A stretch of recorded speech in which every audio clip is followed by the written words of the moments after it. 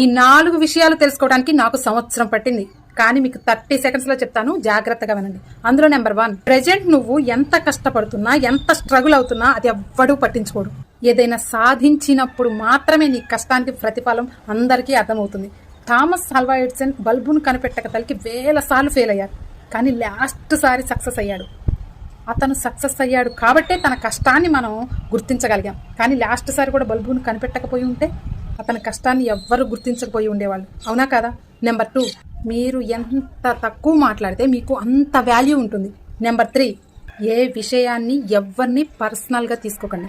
ఎందుకంటే ఈ కాలంలో ఎవ్వరు నువ్వు బాగుండాలి అని కోరుకునేవారు ఉండరు.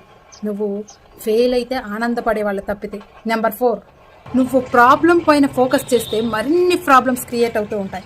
కానీ పాజిబుల్ పైన, సొల్యూషన్ మీద ఫోకస్ పెట్టగలిగితే మరిన్ని ఆపర్చునిటీస్, మరిన్ని అవకాశాలు మీకు దగ్గర అవుతూ ఉంటాయి.